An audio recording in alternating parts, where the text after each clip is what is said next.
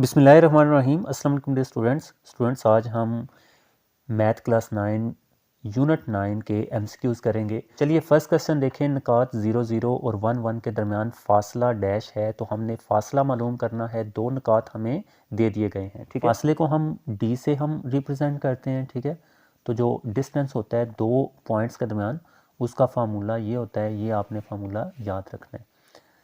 x2 minus x1 के mod का whole square plus y2 minus y1 के mod का होल स्क्वायर, ठीक है।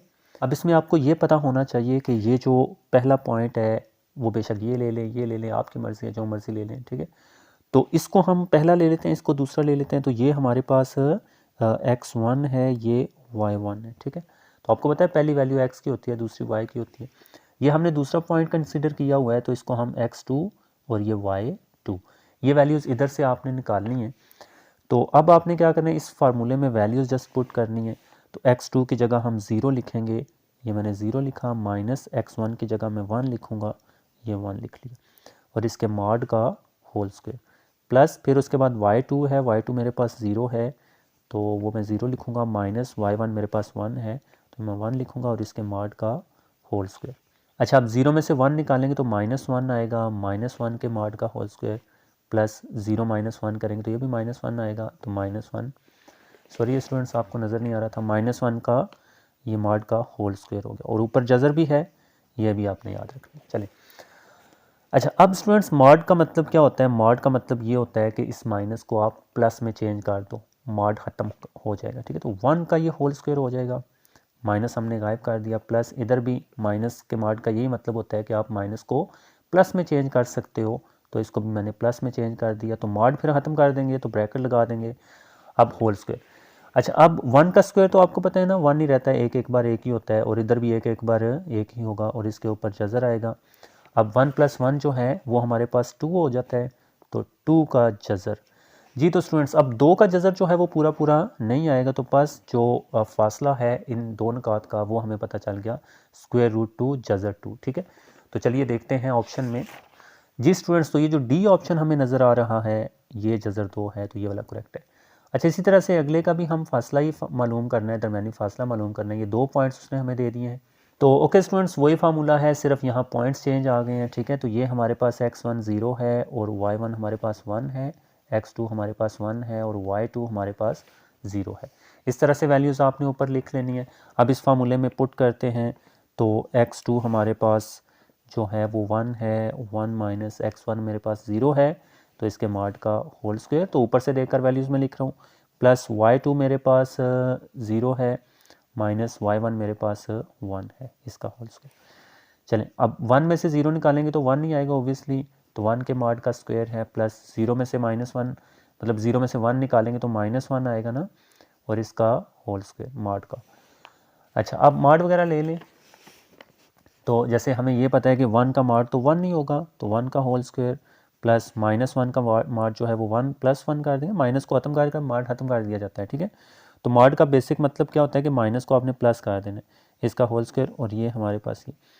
अब 1 का अगेन उसी तरह से वही चीज़ आ गई ना, 1 का स्क्वायर 1 ही रहेगा, और 1 का इधर भी मुरब्बा 1 ही रहेगा, और इनको जमा कर दें तो ये हमारे पास √2 इसका भी आ जाएगा, ठीक है। सो इसका मतलब है कि इसका भी आंसर जो है वो सेम आ रहा है, जज़र 2 इसका भी आ रहा है, ठीक है। तो ओके स्टूडेंट्स, इस तरह से ये हमारे पास जो सी ऑप्शन है ये वाला इसका करेक्ट है। अच्छा, नेक्स्ट क्वेश्चन स्टूडेंट्स देखें।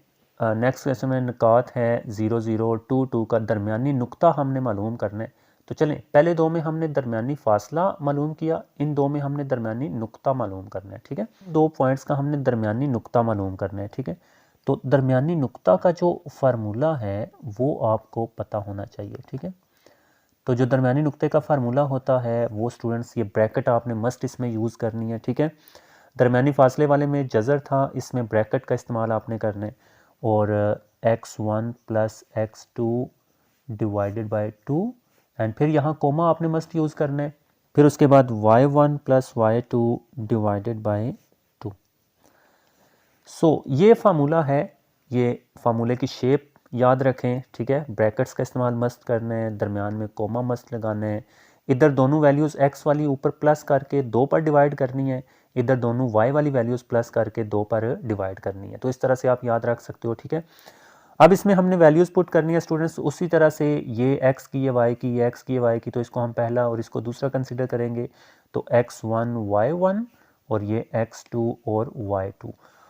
चलें, तो अब इसमें वैल्यूज़ पुट करते हैं देखकर। x1 की जगह हमने 2 लिखना है, प्लस x2 की जगह हमने 0 लिखना है, और डिवाइडेड बाय 2 है, ये ब्रैकेट, ये कॉमा। फिर उसके बाद y1 की जगह हमने 2 लिखना है, क्योंकि y1 की वैल्यू मुझे 2 नज़र आ रही है, ठीक है, प्लस, और y2 की वैल्यू मुझे 0 नज़र आ रही है, तो वो लिखूंगा डिवाइडेड बाय 2।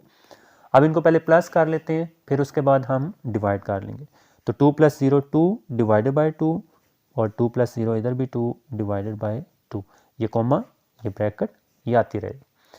चलें, अच्छा अब देखें स्टूडेंट्स, 2 एक बार 2 जी 1 आ जाएगा, और इधर भी 2 एक बार 2, जब हम तकसीम करेंगे तो 1 1 ये हमारे पास इसका दरमियानी नुक्ता आ गया, ठीक है। तो देखें ब्रैकेट्स और कॉमे को नहीं छोड़ना, तभी वो नुक्ता आएगा, ठीक है स्टूडेंट्स। 1 1 इसका ढूंढे ज़रा जी, तो ये देखें जो ए ऑप्शन ही है हमारा, ये करेक्ट है, ठीक है, 1 1। अच्छा नेक्स्ट इसी तरह से अगले का दरमियानी नुक्ता करते हैं, तो वो भी इसी तरह से कर लेते हैं। तो चलें स्टूडेंट्स, अब इधर ही फार्मूला लिखा होता है ना, इसी में से देखकर हम वैल्यूज़ इसी में पुट कर लेते हैं, ठीक है। इधर मैं पुट कर लेता हूँ। तो ये मेरे पास x1 है, ये y1 है, ये x2 है, और ये y2 है। चलें अब देखें दरमियानी नुक्ता, ठीक है, इधर फ़र्ज़ कर लें लिखा हुआ है दरमियानी नुक्ता x1 + x2। तो x1 मेरे पास 2 है, और x2 मेरे पास, ये प्लस मैंने ये वाला लगाया ना, ये प्लस मैंने इधर लगाया, और x2 मेरे पास -2 है। तो उसको ब्रैकेट में लिखिएगा, क्योंकि जब भी प्लस माइनस इकट्ठा है तो इकट्ठा ब्रैकेट से जुदा किया जाता है, ठीक है। और डिवाइडेड बाय 2, ये फार्मूले वाला ये 2 मैंने इधर लिख लिया, और ये ब्रैकेट आपने मस्ट यूज़ करनी है। फिर उसके बाद कोमा आपने मस्ट यूज़ करना है। y1 + y2, y1 की वैल्यू मेरे पास -2 मुझे नज़र आ रही है, देखें, और आगे प्लस, ये वाला प्लस मैं लिखूंगा प्लस, और y2 की मुझे 2 नज़र आ रही है, और डिवाइडेड बाय 2 है, ठीक है, ये ब्रैकेट यूज़ कर लें। चलें, अच्छा जी, अब यहाँ पर स्टूडेंट्स क्या होगा, 2 पहले इन दोनों अलामतों को एक बना लें, तो प्लस माइनस माइनस कर देंगे, और ये 2 इसी तरह से आ जाएगा, और नीचे हमारे पास 2 है, इधर भी -2 + 2 तो कट जाएगा ना, ये 0 आ जाएगा डिवाइडेड बाय 2, ठीक है। चलें, इसी तरह से आप स्टूडेंट्स देखें, 2 में से 2 अगर हम माइनस करेंगे तो हमारे पास 0 आएगा, 0 डिवाइडेड बाय 2, और इधर ऑलरेडी 0 डिवाइडेड बाय 2 था, तो इसको हम 0 कर लेंगे। 0 के साथ कोई भी रकम डिवाइड करें तो जवाब 0 आएगा, ठीक है, 2 0 बर 0।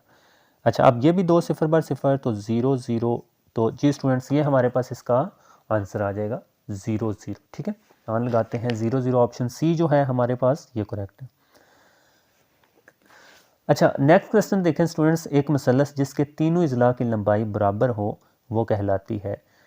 देखें मुतसावियुल सकैन में ना 2 इजला की लंबाई बराबर होती है, मुख्तलिफ इजला में सारे इजला मुख्तलिफ होते हैं, कोई भी बराबर नहीं होते। मुसावियुल इजला में तीनों इजला लंबाई में बराबर होते हैं, ठीक है। मुसावियुल इजला की, जैसे फ़र्ज़ कर लें कि ये है, एंड इसी तरह से ये कर लेते हैं। तो अगर इन 3 पॉइंट्स को मिलाऊं, मैं स्ट्रेट रखने की कोशिश करूं, तो जी, तो ये स्टूडेंट सॉरी थोड़ा सा गलत हो गया ये। तो चलें, अब ये जो एक मसलस है ना, इसके तीनों इजला लंबाई में बराबर है, मतलब अगर इसकी लंबाई a है तो इसकी भी a होगी, और इसकी भी a ही होगी।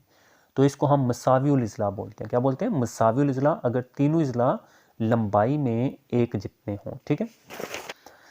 तो ऑप्शन सी जो है हमारे पास स्टूडेंट्स ये करेक्ट है, ठीक है। अच्छा नेक्स्ट देखें, लास्ट एमसीक्यू है स्टूडेंट्स इस चैप्टर का, एक ऐसी मसलस जिसके तमाम इजला की लंबाई बराबर हो। ये भी वही बात है कि तमाम, ये मसलस है और मसलस के 3 इजला होते हैं, तो तमाम इजला की लंबाई बराबर हो, वो मसावियुल इजला मसलस जो है वो कहलाती है, ठीक है। अच्छा अब देखिए इसमें स्टूडेंट्स उन्होंने ना एंड पर जो आंसर दिया है ना, वो मुख्तलिफ इजला का दिया है, तो वो बेसिकली उन्होंने गलत दिया है। जो स्टेटमेंट है यहाँ पर हमें, तो वो मसावियुल इजला की ही है। अगर पेपर में आए कि एक ऐसी मसलस जिसके तमाम इजला की लंबाई मुख्तलिफ हो, अगर आए ना मुख्तलिफ हो, फिर मुख्तलिफ इजला होगी, ठीक है। ओके स्टूडेंट्स, ये हमारे पास एमसीक्यूज थे चैप्टर नंबर 9 के। आई होप आपको समझ आ गए होंगे। अपना बहुत ज़्यादा ख्याल रखिएगा, दुआओं में याद रखिएगा। अल्लाह हाफिज़।